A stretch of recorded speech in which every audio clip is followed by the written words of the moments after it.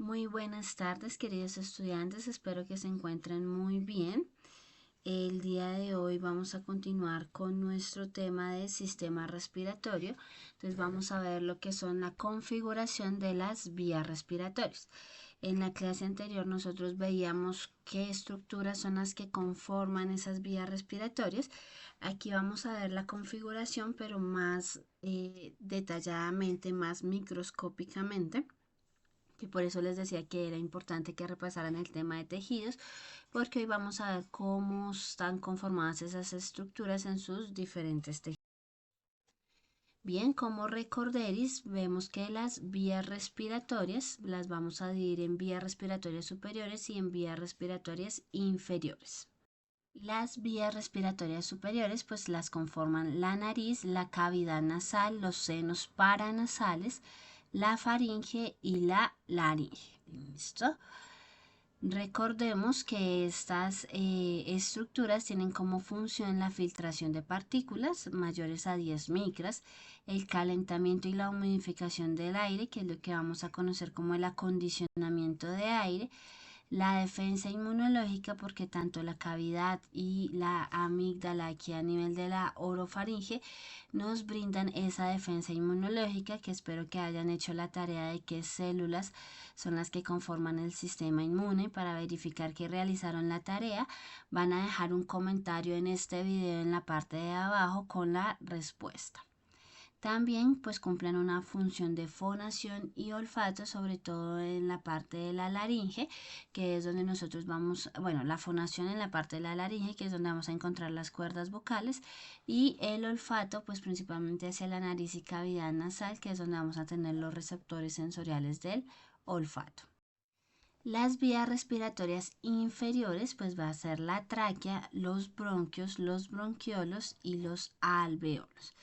De aquí, pues lo que era la tráquea, los bronquios y los bronquiolos, pues hacen parte de lo que es o cumplen la función de conducción de aire, la distribución homogénea de la ventilación, y de los bronquiolos respiratorios hacia adelante, o sea, bronquiolos, conductos alveolares, sacos alveolares y los alveolos, pues van a ser encargados del intercambio gaseoso.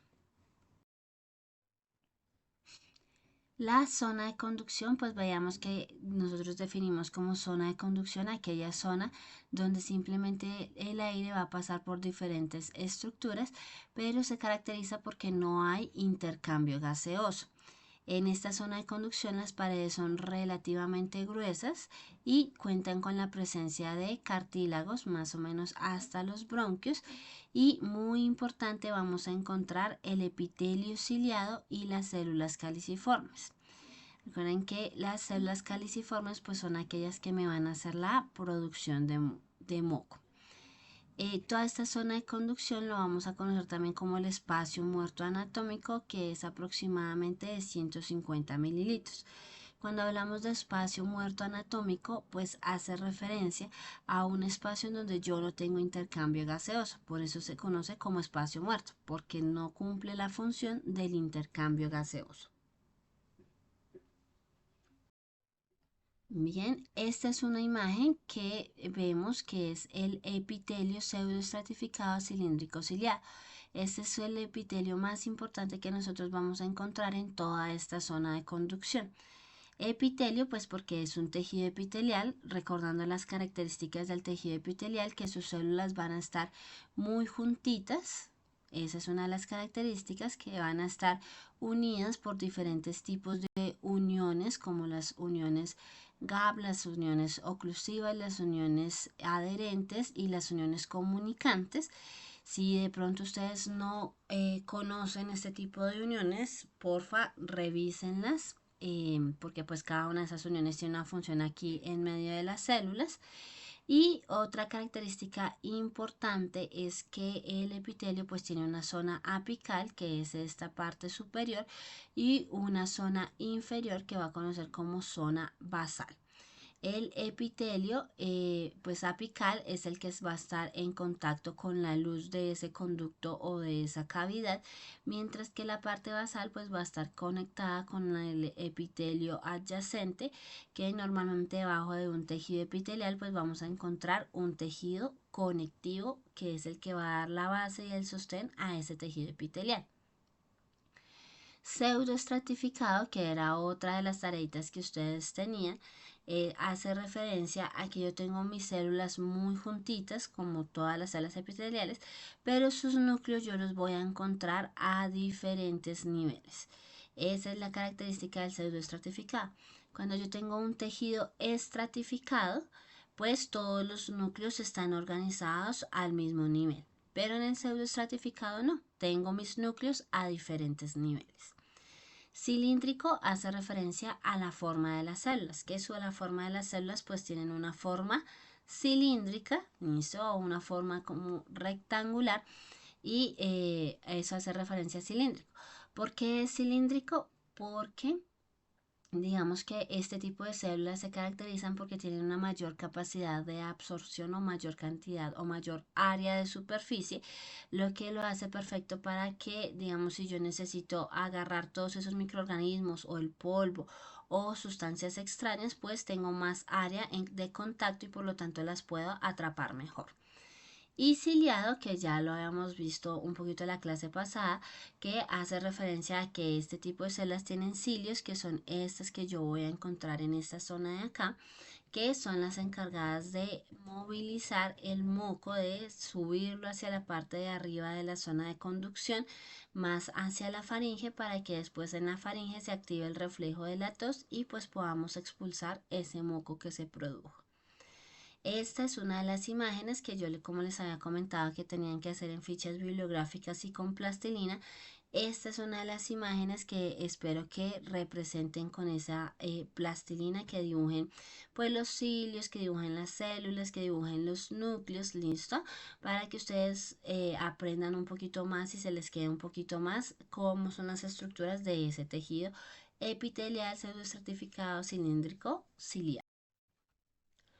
Listo, aquí entonces está detallado lo que yo les acabo de decir. Un epitelio pseudoestratificado no es solamente una única capa de células, sino que pues pueden haber varias capas. Entonces, cuando hablo de estratificadas, que pueden haber varias capas. Entonces, por ejemplo, aquí en la imagen abajo normalmente pues vamos a tener una capita.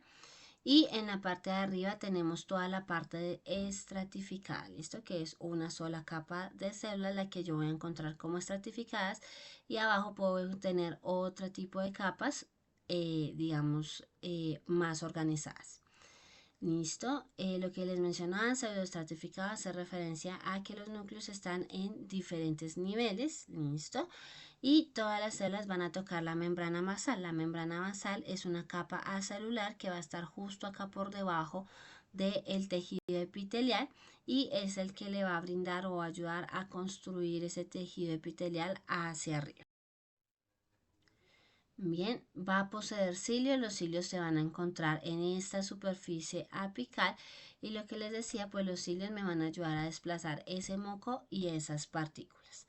En medio de todas estas células, pues yo voy a encontrar las células caliciformes, que son las que van a secretar el moco, y el moco es el que va a atrapar el polvo, los microorganismos y las otras partículas. Bien, entonces esta es otra imagen. Aquí voy a encontrar mi célula epitelial. Miren que aquí la célula epitelial pues va a tener sus respectivos cilios versus la célula que le sigue, que es totalmente diferente y que parece que tuviera granulitos en su interior.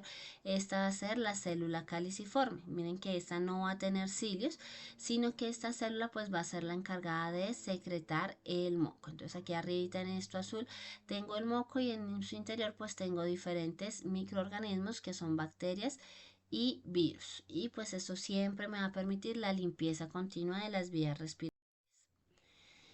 Esta es una imagen un poco más realista. Aquí vamos a ver una histología, ¿listo? O sea, aquí cortaron o segmentaron alguna parte de la vía de conducción superior y aquí vemos como todos estos pelitos, pues todos estos son los cilios. Bien, la laringe, recordemos que la laringe tiene dos cartílagos muy importantes que son el cartílago tiroideo y el cartílago cricoides. Bien, este tipo de cartílago es un cartílago un poco más hialino. Bien, cuando yo hablo de cartílago hialino es un cartílago que está conformado principalmente por sustancia fundamental, es lo que más va a primar. Mientras que la epiglotis, listo, y otras estructuras de la laringe pueden tener un cartílago más elástico. Ese cartílago elástico pues se caracteriza más por tener una mayor cantidad de fibras elásticas. La tráquea, nosotros veíamos que tenemos de 16 a 20 anillos de cartílago hialino que están distribuidos en forma de C. Y en la parte posterior, pues como tiene una forma de C y la tráquea es una forma tubular, pues la parte de atrás que no tiene cartílago es la que va a estar cerrada por el músculo y nosotros veíamos que era músculo liso. Los bronquios principales, los bronquios lobares y los bronquios segmentarios, pues en este ya no vamos a tener cartílago en forma de anillos, sino que vamos a tener placas de cartílago, unas placas que digamos las voy a encontrar distribuidas y a medida que voy avanzando en ese árbol bronquial, pues recuerden que les mencionaba que el cartílago va disminuyendo, o sea, esas placas van a ir disminuyendo a medida que vayamos avanzando. Aquí es en esta imagen, pues esta es la imagen que yo espero que ustedes representen también en su ficha bibliográfica. Aquí del tejido del cartílago hialino, ¿listo? Entonces ya vamos con dos fichas bibliográficas que sería el tejido epitelial pseudoestratificado cilíndrico ciliado y el cartílago hialino. Bien, aquí, bueno, finalmente ese cartílago va a desaparecer cuando el bronquial alcanza 1 milímetro de diámetro.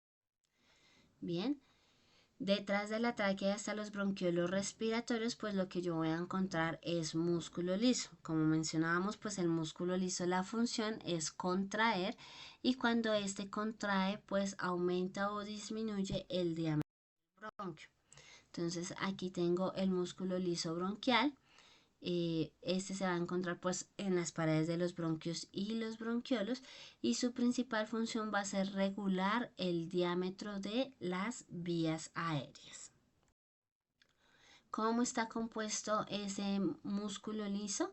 Ese músculo liso pues va a tener células fusiformes, que son células que están alargadas, así como nosotros vemos acá en la imagen, con un único núcleo que va a estar en el centro. No presenta estriaciones como en el músculo esquelético. Recuerden que las estriaciones están dadas porque yo tengo sarcómeras organizadas, mientras que en el músculo liso pues no voy a tener esas sarcómeras. Su contracción va a ser lenta y sostenida. ¿Y cómo funciona esa contracción? Pues yo alrededor de mi núcleo tengo estas fibras, esos filamentos, y esos filamentos son filamentos de actina y miosina. Entonces, cuando esos filamentos se contraen, pues la célula se va a contraer como se ve aquí en la parte de abajo, como si fuera un baloncito enmayado. ¿Listo? Recuerden que esta contracción pues es automática y está regulada por sistema nervioso autónomo y por diferentes sustancias químicas. Y esta es una imagen o una histología de cómo yo vería ese músculo liso. Entonces ahí yo tengo mis células y lo que ustedes ven en moradito pues son los diferentes núcleos que yo tengo. Entonces, la tercera ficha bibliográfica que ustedes van a construir es esta histología de músculo liso, así como ustedes la ven aquí. Así la idea es que la plasmen en su ficha bibliográfica. Bien, les decía que el músculo liso funciona o la función principal es contraer y cuando se contrae pues aumenta o disminuye el calibre del bronquio, así como vemos aquí en la imagen, pues aquí el músculo va a estar mucho más relajado y por lo tanto la luz del bronquio es mucho más grande y permite más fácil el paso del aire. Esto yo lo voy a conocer como broncodilatación. Por el contrario, si el músculo liso se contrae, como es el caso contrario aquí en esta imagen, pues este músculo va a cerrar el diámetro del bronquio y va a reducir el paso del aire. Eso lo voy a llamar como broncoconstricción. La broncoconstricción pues va a ser característica de muchas enfermedades respiratorias en donde el músculo liso es activado y hace la broncoconstricción y pues no permite el paso correcto del aire del interior hacia el exterior. Entonces digamos que esa es una gran complicación cuando hablamos de enfermedades respiratorias. Entonces yo les comentaba que ese músculo liso pues está activado por el sistema nervioso autónomo. Específicamente el sistema nervioso autónomo se va a dividir en sistema nervioso parasimpático y en sistema nervioso simpático. El sistema nervioso parasimpático, su principal neurotransmisor va a ser la acetilcolina y cuando yo libero la acetilcolina en el músculo liso pues este me va a producir broncoconstricción. Mientras que el sistema nervioso simpático lo que va a liberar es adrenalina como neurotransmisor y cuando yo libero adrenalina voy a producir una broncodilatación. Entonces digamos que si dependiendo si yo tengo mi sistema nervioso parasimpático activo o simpático activo, pues mi sistema respiratorio va a responder de una u otra manera. Bien, también les decía que no solamente el sistema nervioso simpático es el que va a controlar la broncodilatación y la broncoconstricción, sino que también hay otros mediadores químicos que pueden generar esto. O algunos ejemplos de eso son la histamina, las prostaglandinas y los leucotrienos. Estos mediadores químicos pues son principales cuando yo tengo procesos inflamatorios. Entonces, si por ejemplo en mi organismo entra un virus, una bacteria y ese virus y bacteria desencadena células inflamatorias, esas células inflamatorias que podrían ser por ejemplo los macrófagos o los mastocitos, pues van a liberar este tipo de sustancias y cuando liberan este tipo de sustancias lo que van a hacer es desencadenar toda una respuesta inflamatoria que va a llevar a la broncoconstricción. Bien, entonces ya entrando un poquito a la anatomía de ese bronquio, esta sería un corte transversal en donde yo estoy viendo las diferentes capas de ese tejido. Entonces, esta parte aquí central, pues va a ser la luz del vaso, es decir, por donde va a estar circulando el aire. Voy a tener esta primera capa de acá que va a ser mi tejido epitelial. Listo, seguido de ese tejido epitelial, este que ustedes ven en esta zona de acá, pues va a ser mi capa muscular. Bien. Y esa capa muscular después va a estar recubierta por estas secciones de acá que nosotros vamos a conocer como las placas de cartílago, estas que ven en este sector de acá. Y aquí también estas bolitas que ustedes ven, pues es una capa submucosa donde yo puedo tener diferentes glándulas o diferentes células que van a también ayudarme a producir ese moco. Y todo esto está rodeado, esta capa que ustedes ven acá en rosado, por la adventicia, que es una forma de tejido conectivo. Entonces esta es la que va a recubrir y me va a ayudar a mantener pues todas estas capas en orden. Esta ya es una imagen un poquito más real, esta sí es una histología, este sí es un bronquio real. Entonces miren que aquí yo tengo la luz del vaso, probablemente por ahí tengo algunos contaminantes que yo alcanzo a ver. Y aquí tengo mi tejido epitelial, que es esta capa externa. Esta que ustedes ven aquí por debajo con punticos, pues sería mi capa submucosa. Luego voy a tener mi músculo liso, que sería esta de acá. Luego se continúan las placas irregulares de cartílago. Entonces por aquí tengo una y por aquí tengo otra placa. Y toda la parte externa de aquí afuera, esa va a ser pues la adventicia, que es una forma de tejido conectivo. Entonces esta sería la anatomía de mi bronquio. Una vez que pasamos los bronquios y los bronquiolos, pues vamos a llegar a los bronquiolos respiratorios, que es donde va a iniciar la zona respiratoria. Aquí las paredes, vamos a tener paredes muy delgadas con una alta densidad capilar, porque recuerden que yo les decía que aquí va a tener una alta vascularización, porque es donde va a comenzar el proceso del intercambio gaseoso. Y ese intercambio, pues es importante que haya contacto entre las zonas que conducen el oxígeno y la sangre, que es la que me va a ayudar a transportar a través de los eritrocitos ese oxígeno hacia las diferentes zonas. ¿Listo? Entonces, características que vamos a ir viendo que van cambiando. Cuando yo estoy en el nivel de los bronquiolos, pues yo tengo un epitelio pseudoestratificado cilíndrico ciliar. Pero a medida que voy avanzando en mi árbol bronquial, los bronquiolos terminales, y cuando llego a los bronquiolos terminales ya no voy a tener ese epitelio, sino voy a tener un epitelio simple cilíndrico ciliar. ¿Listo? Cuando llego a los bronquiolos respiratorios ya voy a tener un epitelio simple cúbico. Recuerden que yo necesito comenzar a adelgazar esa capa epitelial hacia lo más mínimo, porque yo necesito que esa capa sea muy delgadita para que me permita fácilmente el paso o la difusión de los gases, que sería en este caso el oxígeno y el dióxido de carbono. Bien, cuando voy llegando hacia los bronquiolos respiratorios y bronquiolos terminales, otra característica que yo voy a ver es que ya no voy a tener células caliciformes. ¿Listo? Entonces, a nivel de los bronquiolos sí tengo células caliciformes, pero a nivel de bronquiolos terminales y bronquiolos respiratorios ya no voy a tener células caliciformes. Otra característica es que lo que les venía mencionando, los bronquiolos, bronquiolos terminales y bronquiolos respiratorios, va a ir disminuyendo la cantidad de placas cartilaginosas a medida que llego bronquiolos terminales y bronquiolos respiratorios, ya no voy a tener esas placas.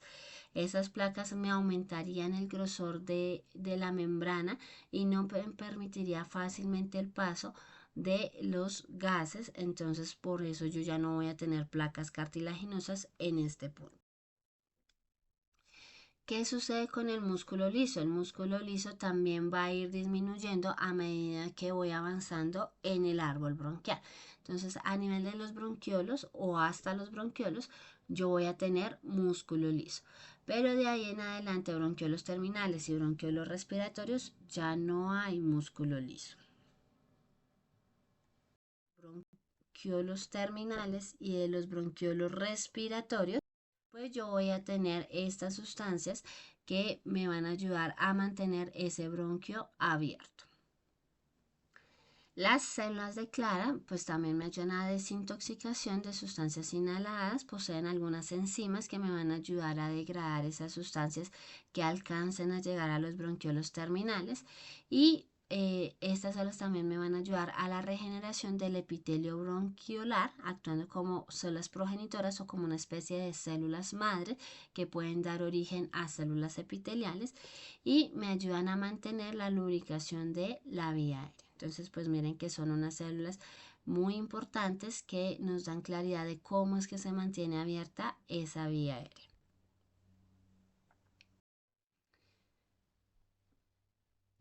Entonces, los bronquiolos respiratorios pues son esa primera porción del árbol bronquial que va a permitir el intercambio gaseoso.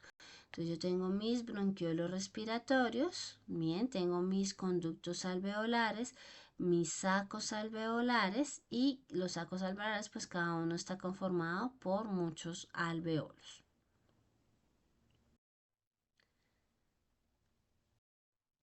¿Listo? Ya a nivel de los alveolos, pues lo que hablábamos, que el epitelio necesita ser el epitelio más delgadito, la capa más delgadita para que me permita ese intercambio o esa difusión de gases.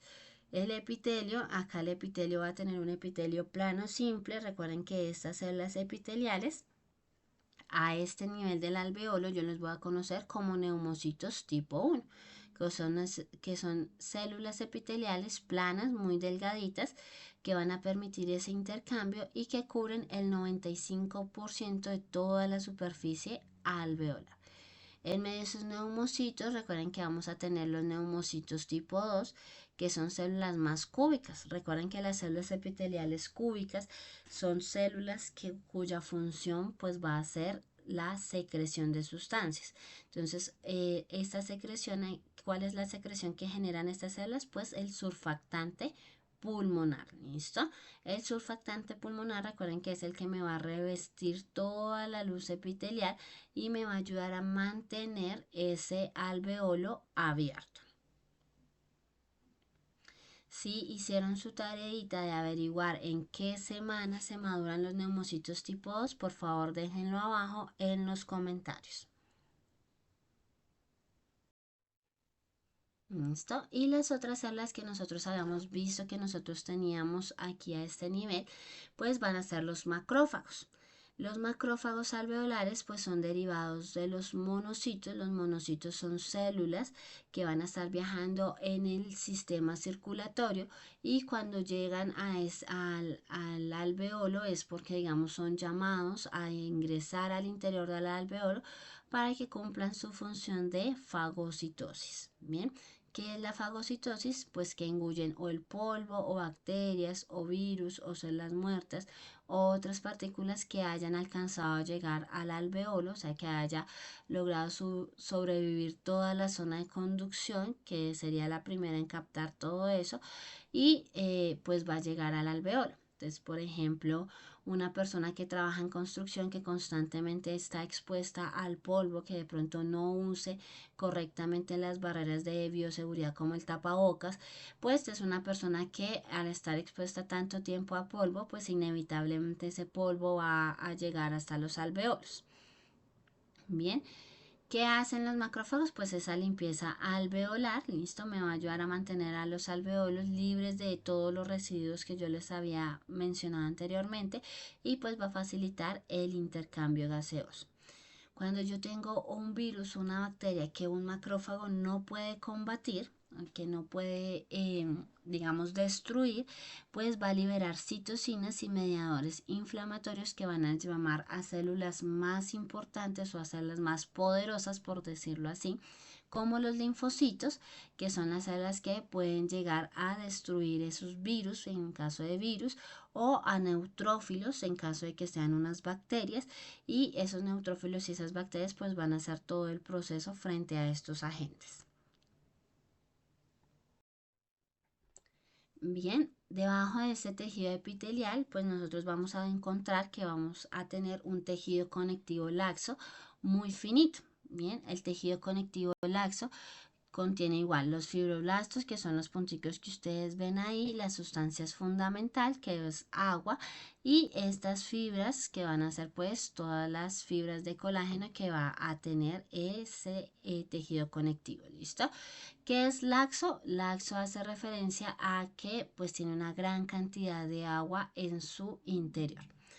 Esta sería la cuarta imagen de las fichas bibliográficas. Tenemos que la primera sería el tejido epitelial cilíndrico ciliado, el otro es el cartílago hialino, el otro es el músculo liso y el otro es esta histología que ustedes me están viendo en esta diapositiva, que sería un tejido conectivo laxo.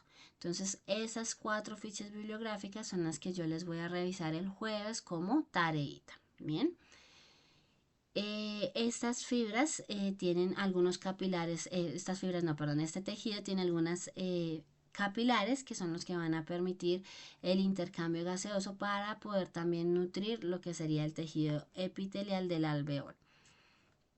Importante, recuerden que las células que tiene el tejido conectivo van a ser los fibroblastos.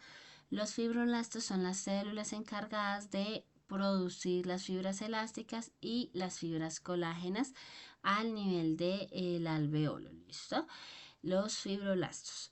Hay enfermedades que es donde se pueden ver afectadas los fibroblastos y me pueden producir un exceso de fibras de colágeno y elásticas, y pues esto sí ya sería un problema grande porque haría que aumente el grosor de la membrana y dificultaría ese intercambio gaseoso.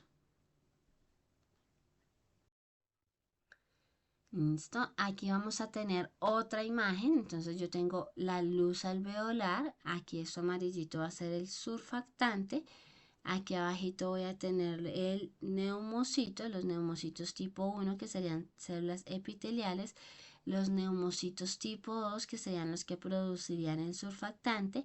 Aquí abajo voy a tener mi membrana basal que sería mi tejido conectivo laxo. Y posterior a esto pues voy a tener el endotelio, que es otra capa de tejido epitelial simple, y aquí ya voy a estar en contacto con la sangre, que uno de los componentes de la sangre pues van a ser los eritrocitos, que son los que me van a ayudar a transportar el oxígeno hacia todo el organismo. Todas estas capas que yo les acabo de mencionar es lo que yo voy a conocer como la membrana alveolo capilar. Entonces, para que ustedes se lo aprendan y tengan presente todas esas capitas que yo les acabo de mencionar. Y finalmente, entre los alveolos, pues yo voy a tener pequeños conductos que van a permitir que circule el aire en diferentes zonas.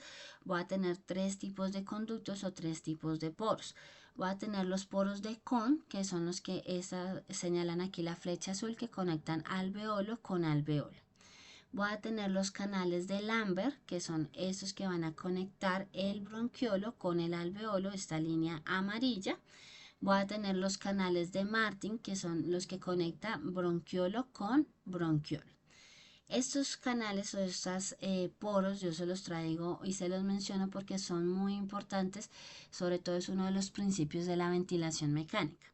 Cuando yo tengo un alveolo que colapsa porque tengo X o Y enfermedad, pues digamos que ese alveolo puede ser ventilado de otras formas. Si por ejemplo yo aquí tapara este poro de Kohn, pues este alveolo no es que vaya a colapsar y ya se quede cerrado completamente, sino que voy a tener otras posibilidades como los canales de Lambert o los canales de Martin, que son los que me van a ayudar a mantener abierto este alveolo. Entonces, eso se llama como una reclutación alveolar, y cuando ustedes ya más adelante vean ventilación mecánica, pues se van a dar cuenta que digamos que ese principio de reclutar esos alveolos a través de estos canales o poros, pues es por lo que funciona la ventilación mecánica y me ayuda a mantener abierto un pulmón. Y si yo tengo abierto un pulmón, pues tengo una mejor capacidad o una mayor cantidad de zonas de intercambio gaseoso. Y esta sería la clase del día de hoy. Ya en lo que resta del tiempo después de esta explicación, que supongo que de pronto ustedes necesitan repetir una o varias veces lo que yo les acabo de mencionar o ir un poco más despacio, o bueno, ya cada una la puede escuchar esta clase a su ritmo. La idea es que con lo que queda del tiempo de la clase, ustedes van a hacer sus fichas bibliográficas con las respectivas histologías que les mencioné. ¿Listo? Entonces espero que tengan un buen resto de día y nos veríamos el día jueves.